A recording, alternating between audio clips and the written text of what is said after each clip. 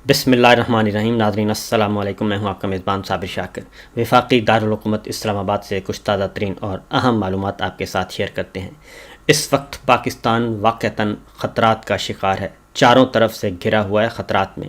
اندرونی طور پر ہم خلفشار کا شکار ہیں اور بیرونی حملوں کا بھی ہم نشانہ ہیں.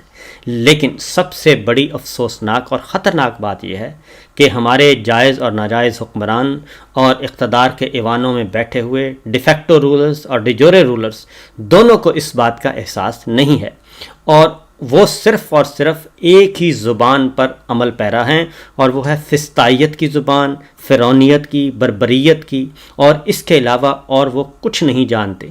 وہ ہر معاملے کو لاٹھی، گولی، بندوق سے حل کرنے پر یقین رکھتے ہیں. یہی رویہ، یہی ایٹیچیوڈ کی وجہ سے ہم اپنا ملک پہلے ہی گنوا چکے ہیں. مشرقی پاکستان ہم سے علیحدہ ہو چکا ہے، بنگلہ دیش بن چکا ہے. اور اس وقت بھی آج، چونکہ یہ ساری گفتگو میں اس لیے کر رہا ہوں کہ آج DGISPR مسلح افواج کے ترجمان نے آج ایک پریس کانفرنس کی ہے، اور ان کے ساتھ موجود تھے فارم 47 کے ناجائز حکمران وزیر اعلیٰ بلوچستان سرفراز بگٹی صاحب. انہوں نے جو گفتگو کی ہے، اس گفتگو کے بعد تو ایسے لگ رہا ہے کہ خدا نخواستہ ان کی عقلیں جو ہیں وہ مکمل طور پر معاف ہو چکی ہیں، اور ان کی عقلوں پر پردہ پڑا ہوا ہے، اور ان کو کچھ سمجھ نہیں آ رہا کہ زمینی حقائق کیا ہیں اور معاملے کو کیسے لے کے آگے بڑھنا ہے، اور ریاست کا تصور کیا ہے. ان کے ہاں ریاست کے تصور کا ہی فقدان ہے، اور وہ ریاست ہوگی ماں کے جیسی. ریاست کا کام کیا ہوتا ہے؟ ریاست کا کام تو ہوتا ہے اپنے شہریوں کو تحفظ دینا، اپنے شہریوں کے دکھ درد میں شریک ہونا، ان کے لیے ایک فلاحی ریاست بننا، ان کی فلاح و بہبود کے لیے کام کرنا، ان کے جان مال آبرو کی حفاظت کرنا، ان کو تعلیم دینا، ان کو صحت دینا، ان کو سیکورٹی پرووائڈ کرنا، اور جب بھی ان پہ مشکل وقت آئے ان کی مدد کرنا. کیونکہ یہی ایک فلاحی ریاست کا تصور ہے. یہی ریاست مدینہ منورہ میں قیام پذیر ہوئی. یہی ریاستیں ہمارے انبیاء کرام جو ہیں وہ قائم کرتے رہے، اور انہوں نے یہ تصور دیا. ہمارے خلفائے راشدین نے یہ تصور دیا. یہ قرآن مجید کا بھی ریاست کا تصور یہ ہے کہ ریاست ماں کے جیسی ہوتی ہے. لیکن آج جو DGISPR اور ان کے ساتھ بیٹھے ناجائز وزیر اعلیٰ سرفراز بگٹی نے جو گفتگو کی ہے، اس سے تو رونگٹے کھڑے ہو جاتے ہیں کہ ان کے ہاں کوئی بہتری کے چانس نہیں ہیں. کیونکہ بنگلہ دیش جب بن رہا تھا، جب مشرقی پاکستان بن رہا تھا، اس وقت بھی یہی بروٹیلٹی تھی، یہی فسطائی سوچ تھی، یہی بربریت والا انداز تھا جو کہ آج دیکھا. اور دونوں چیزوں میں مشترک ہے. اس وقت ذوالفقار علی بھٹو پیپلز پارٹی کے اور جنرل یحییٰ یہ کام کر رہے تھے. مشرقی پاکستان میں آپریشن کیا جا رہا تھا، مارا جا رہا تھا، اور یہ کہا جا رہا تھا کہ یہ علیحدگی پسند ہیں، یہ دہشت گرد ہیں. اور آج ملک میں اس پاکستان میں آگ لگی ہوئی ہے، اور دہشت گردی کی کارروائیاں ہو رہی ہیں، اور بجائے اس کے کہ یہ بتایا جائے کہ جناب اس کو ہم روکنے میں ناکام رہے. ہماری سرحدیں غیر محفوظ ہو چکی ہیں، خواہ وہ پاک ایران سرحد ہے، پاک انڈیا سرحد ہے، یا پاک افغان سرحد ہے. یہ غیر محفوظ ہیں. ان کی حفاظت کس نے کرنی ہے؟ ان کی حفاظت آپ جناب نے کرنی ہے. لیکن مسئلہ یہ ہے کہ اس وقت تمام کا تمام 3 سال سے ایک پولیٹیکل ایجنڈا جو کہ غیر آئینی ہے، غیر قانونی ہے، غیر جمہوری ہے، اس پولیٹیکل ایجنڈے پر عمل پیرا ہیں سارے کے سارے، تمام کے تمام، اور فرد واحد کی خواہشات کی تکمیل میں لگے ہوئے ہیں. اور ان کو سمجھایا جا چکا ہے، بار بار سمجھایا جا چکا ہے، لیکن وہ سمجھنے کے لیے تیار نہیں ہیں. آج ہم نے جو پریس کانفرنس سنی، اس میں کیا کہا گیا؟ اس میں ہمارے جعفر ایکسپریس اغوا ہوئی، اور اس کے مسافر یرغمال اور ہمارے پاکستانی بھائی، خواہ وہ سیولین تھے یا وردی میں تھے، وہ ہمارے پاکستانی بھائی. اس میں کوئی امتیاز نہیں رکھنا چاہیے. یہ کہنا چاہیے کہ ہمارے پاکستانی بھائی شہید ہوئے، دہشت گردی کا نشانہ بنے. تو ان کے اتنا بڑا حادثہ ہو چکا. اس سے پہلے بنوں میں ہماری فوجی چھاؤنی کو ہٹ کر دیا گیا، اور خودکش آئے دھماکے، 2 دھماکے ہوئے خودکش، اور گاڑیوں سے بھری، بارود سے بھری 2 گاڑیاں ٹکرا دی گئیں. اور عین افطاری کے وقت ہمارے جو شہری ہیں، ہمارے ہم وطن ہیں، وہ لاشیں اٹھا رہے تھے. اور یہی کچھ ہوا جامعہ حقانیہ میں، اور مولانا حامد الحق جو ہیں ان کو نشانہ بنایا گیا. تو دہشت گرد تو دن دناتے پھر رہے ہیں. اور اس کے بعد اگلی بات کیا کی جا رہی ہے؟ آج جو گفتگو کی گئی، اس سے 100% بہتر تھا کہ یہ پریس کانفرنس نہ کی جاتی. اس بروٹیلٹی کو ظاہر نہ کیا جاتا, اس فسطائیت والی اپروچ کو ظاہر نہ کیا جاتا. کیا کہا گیا؟ دنیا میں دیکھیں تو دنیا میں کیا پاکستان میں صرف مسنگ پرسنز ہیں؟ آج دنیا کے جو ڈیولپڈ نیشنز ہیں, ڈیموکریٹکلی بڑے ڈیولپڈ ہیں, فزیکلی بڑے ڈیولپڈ ہیں, وہاں پر مسنگ پرسنز کی تعداد کیا ہے؟ یو ایس میں کتنی ہے, یو کے میں کتنی ہے؟ پھر ریجن میں اگر آپ دیکھیں تو پاکستان کے علاوہ وہ ممالک ہیں جہاں پر مسنگ پرسنز کی تعداد ہے. پھر پاکستان کے اندر کے پی کے میں باقی جگہوں پر یہ ایشو ہے, لیکن بلوچستان والے کو بار بار رپیٹ کیوں کیا جاتا ہے؟ Just to use it as a propaganda tool against state of Pakistan. کہا گیا کہ جی لاپتہ افراد تو کہتے ہیں کہ ہر جگہ ہوتے ہیں, لاپتہ افراد امریکہ میں بھی ہیں, اسرائیل میں بھی ہیں, بھارت میں بھی ہیں, تو وہاں پہ شور تھوڑی مچاتے ہیں اور یہ سب کچھ اس طرح تھوڑی کرتے ہیں. لاپتہ افراد ہیں تو پھر ہیں, اور اگر پاکستان میں ہے تو اس سے کیا فرق پڑتا ہے؟ تو سوال یہ پیدا ہوتا ہے کہ اگر لاپتہ افراد, یہ مسنگ پرسنز, لوگوں کو گھروں سے اٹھایا جانا اور ان کو پیاروں سے دور کرنا اور ان کو عقوبت خانوں میں ڈالنا, اگر یہ اتنا ہی اچھا اقدام تھا تو پھر آج تک پاکستان اقوام متحدہ میں اسرائیل کے خلاف, بھارت کے خلاف, مقبوضہ کشمیر میں جو کچھ ہو رہا ہے, جو فلسطین میں ہو رہا ہے, ان اقدامات کے خلاف اسرائیل اور بھارت کے خلاف کیوں مقدمات پیش کرتا رہا؟ اس کا مطلب ہے کہ آج آپ نے جواز بخش دیا ہے کہ بھارت بھی صحیح کر رہا ہے, اسرائیل بھی صحیح کر رہا ہے, اور آج کے بعد آپ انٹرنیشنل فورمز پہ کسی بھی جگہ پہ یہ سوال نہیں اٹھا سکیں گے.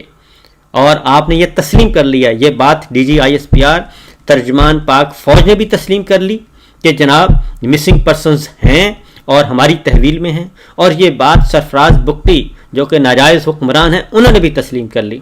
اس وقت جنرل یحییٰ اور سرفراز بگٹی یہ کام, ذوالفقار علی بھٹو یہ کام کر رہے تھے, اور آج یہ کام کیا ہے سرفراز بگٹی, وہ بھی پیپلز پارٹی کے ہیں, اور ترجمان پاک فوج نے یہ کام کیا ہے, D G I S P R نے یہ کام کیا ہے, اور اس طرح کا ایک اعتراف جرم کر لیا ہے انٹرنیشنل فورم پہ بیٹھ کے, کیونکہ وہاں پہ عالمی ذرائع ابلاغ بھی موجود تھے اور ان کی موجودگی میں آپ نے کہہ دیا کہ جی ہاں مسنگ پرسنز ہیں. تو اس کا مطلب ہے کہ آپ نے تو سارے کا سارا مقدمہ جو ہے وہ درست ثابت کر دیا, اور جتنے بھی اعتراضات تھے. تو اگلی بات ہے کہ اگر کوئی دہشت گرد ہے, کوئی علیحدگی پسند ہے, کوئی شدت پسند ہے, بڑے سے بڑا بھی ہے جرم ہوا ہے, تو اس کی ایک عدالتی نظام ہے ہمارے ہاں, عدالتوں میں پیش کیا جائے اور وہاں پہ پیش کر کے ان کے خلاف کارروائی کی جائے, پوری قوم آپ کے ساتھ ہوگی. اور دوسرا یہ کہ پاکستان کے آئین میں موجود ہے, ایک ہے فیڈرل ریویو بورڈ, یعنی کہ جو اینٹی اسٹیٹ ریاست مخالف عناصر ہیں یا کوئی ایسے معاملہ ہے جو کہ آپ اوپن کورٹ میں ڈسکس نہیں کر سکتے, تو فیڈرل ریویو بورڈ ہیں اور پھر صوبائی ریویو بورڈ ہیں, وہاں پہ جا کے, اور یہ سپریم کورٹ کے انڈر ہیں, سپریم کورٹ کے انڈر ہیں, کیونکہ ہم نے خود رپورٹ کیا ہوا ہے, میں نے خود اس ناچیز نے رپورٹ کیا ہے کہ فیڈرل ریویو بورڈ کے سامنے ایسے جو ٹاپ سیکرٹ جو ہوتے ہیں آپ کے, جو تحویل میں رکھے ہوتے ہیں ملزمان اور مجرمان, ان کے بارے میں فیڈرل ریویو بورڈ سے باقاعدہ طور پہ آپ جاتے ہیں اور وہاں سے ان کا ایک سادہ زبان میں بتا رہا ہوں ریمانڈ لیتے ہیں اور ان کو بتاتے ہیں کہ یہ لوگ ہمارے پاس ہیں. یہ ہے فیڈرل ریویو بورڈ موجود ہے, صوبائی ریویو بورڈ موجود ہیں, آئین اجازت دیتا ہے, تو بھائی وہ کام کریں.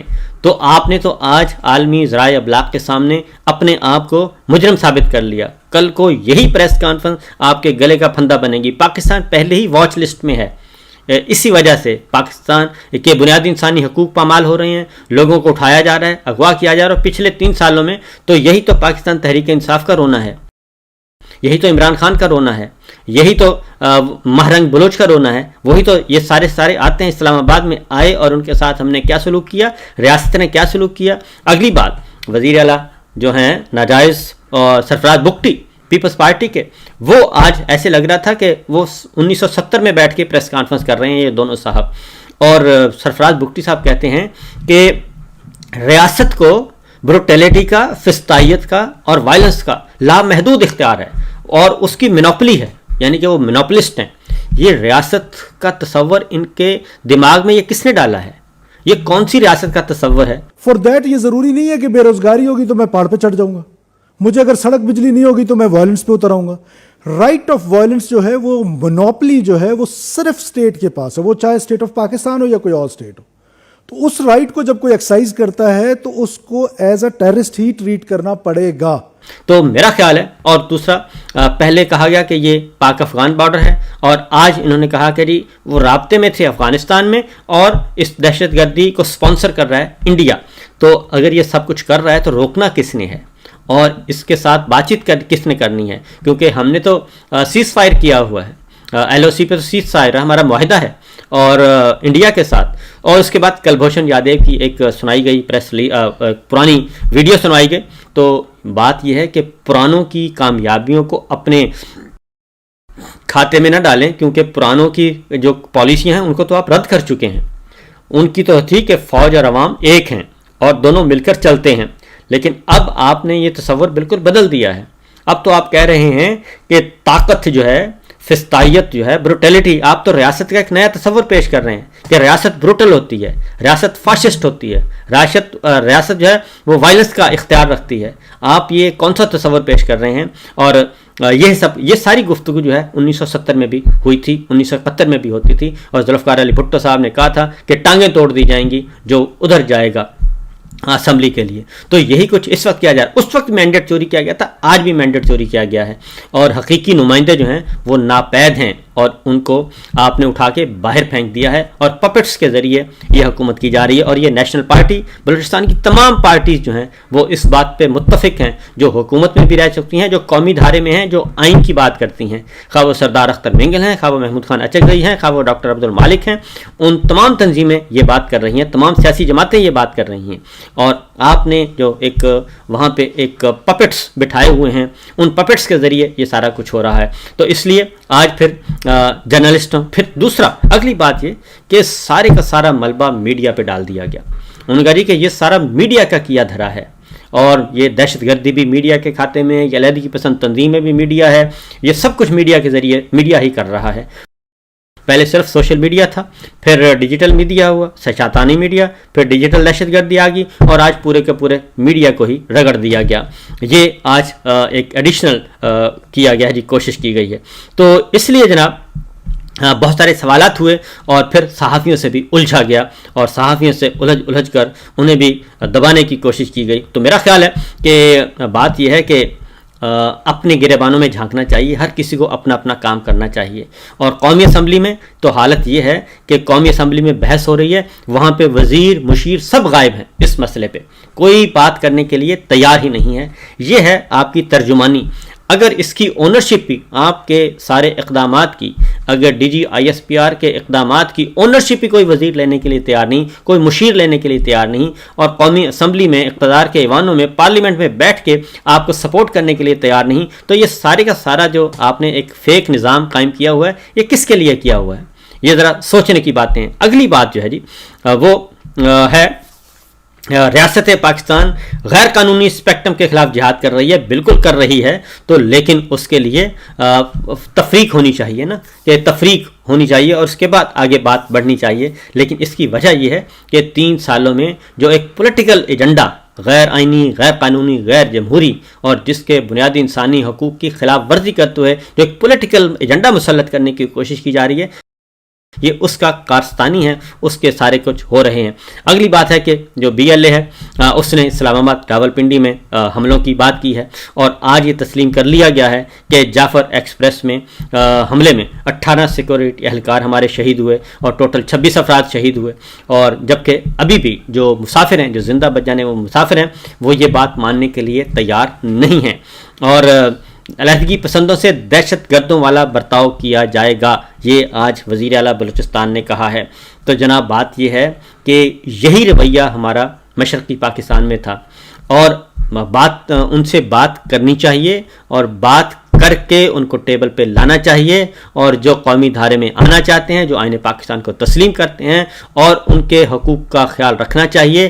آئین پاکستان حقوق کا متعین کرتا ہے, اس آئین کو تسلیم کرنا چاہیے اور اس کے اکارڈنگلی چلنا چاہیے. اس آئین کی خلاف ورزی کوئی دہشت گرد کرے اس کی بھی وہی سزا ہے, اور کوئی اقتدار کے ایوان میں بیٹھ کر کرے اس کی بھی وہی سزا ہے. کوئی فرق نہیں ہے دونوں میں. اگر آئین کو پامال کرتے ہیں, قانون کو پامال کرتے ہیں, جمہوریت کو قتل کرتے ہیں, تو وہ کوئی بھی کرے, وہ ایک دہشت گرد کرے پہاڑوں پہ چڑھا ہوا یا اقتدار کے ایوانوں میں بیٹھا ہوا کوئی شخص کرے, دونوں برابر کے مجرم ہیں. اس لیے جناب اس پہ ذرا سوچنے کی بات ہے. دوسری خبر آج اسلام آباد ہائی کورٹ سے ہے. عمران خان اور بشرا بی بی پر ملاقاتوں پر غیر آئینی غیر قانونی پابندی ہے, اور وہاں پہ بھی وہی ایک نظام قائم کیا ہوا ہے. پوری جیل جو ہے وہ کسی اور کے قبضے میں ہے, اور جیل کا عملہ بالکل لاچار اور بے یارو مددگار نظر آتا ہے. آج اسلام آباد ہائی کورٹ میں جسٹس سردار اعجاز اسحاق صاحب تھے, اور ان کے سامنے معاملہ تھا مشال یوسفزئی کی درخواست تھی توہین عدالت کی. تو عمران خان صاحب کو ویڈیو لنک کے ذریعے پیش کرنے کا حکم دیا گیا, اور اس کے بعد جسٹس صاحب نے کہا کہ اگر ویڈیو لنک کے ذریعے پیش نہیں ہو سکتے تو پھر ان کو لے کے آئیں, ان کو عدالت میں حاضر کریں. تو تقریباً 2-4 گھنٹے کی سماعت کا وقفہ ہوا, اور 2-4 گھنٹے کے بعد پھر وقفہ ختم ہوا. تو ذرا حکومت کے تھوڑے سے معاملات تھوڑے سے آئے ہوئے تھے, ان کا وہ ذرا اوقات برابر آئی ہوئی تھی. تو انہوں نے آ کے بتایا جی کہ یہ ممکن نہیں ہے, سیکورٹی خدشات ہیں, عمران خان صاحب کو ہم نہیں لا سکتے, اسلام آباد ہائی کورٹ میں عدالت میں نہیں لا سکتے, اور نہ ہی ہم ویڈیو لنک کا کوئی بندوبست ہو سکا ہے. تو اس پہ پھر ایک نمائندہ مقرر کیا عدالت نے, ایک وکیل کو مقرر کیا, لا آفیسر کو, اور انہوں نے کہا کہ یہ جائیں گے اور عمران خان صاحب سے ملاقات کریں گے, اور ذاتی طور پر جا کے ملاقات کر کے رپورٹ سبمٹ کریں گے واپس اسلام آباد ہائی کورٹ میں کہ یہ توہین عدالت ہوئی ہے یا نہیں, اور عمران خان صاحب جو ہیں وہ ان لوگوں سے ملاقات کرنا چاہتے ہیں یا نہیں, اور یہ لسٹ سے نام کون نکالتا ہے. کیونکہ عمران خان صاحب کہتے ہیں اور ان کے وکلا کہتے ہیں کہ یہ سارا نظام جو ہے وہ ایک کرنل صاحب کنٹرول کر رہے ہیں, اور جو جیل ہے یہ بھی انہی کے کنٹرول میں ہے. تو بہرحال یہ 2 خبریں تھیں, باقی خبریں انشاءاللہ اگلے ولاگ میں. اجازت دیجیے, اللہ حافظ.